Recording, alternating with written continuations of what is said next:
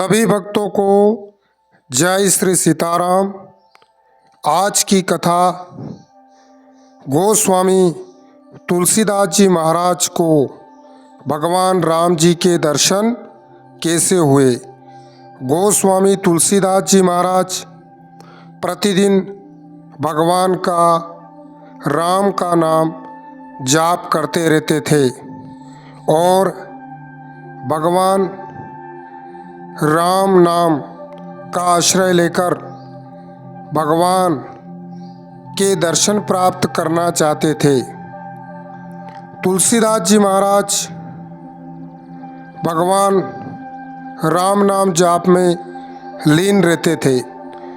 उनका एक नियम यह था कि वे प्रतिदिन एक पेड़ को जल चढ़ाया करते थे।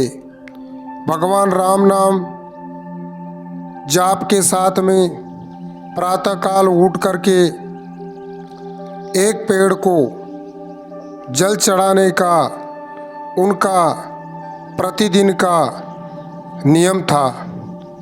एक दिन उस पेड़ से एक प्रेत प्रकट हो गया और प्रेत ने कहा, तुलसीदास जी महाराज, मैं आपसे प्रसन्न हूँ, आप क्या मांगना चाहते हो।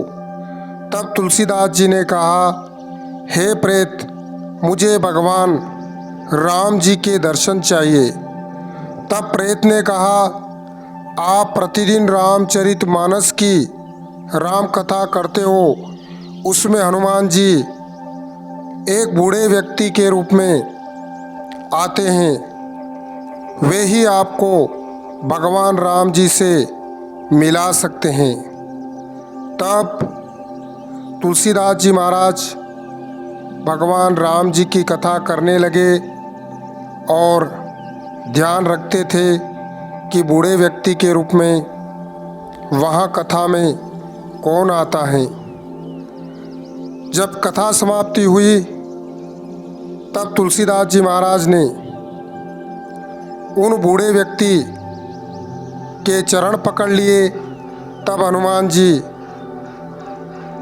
प्रकट हुए और उन्होंने कहा कि गोस्वामी तुलसीदास जी, चित्रकूट में आपको भगवान राम के दर्शन होंगे।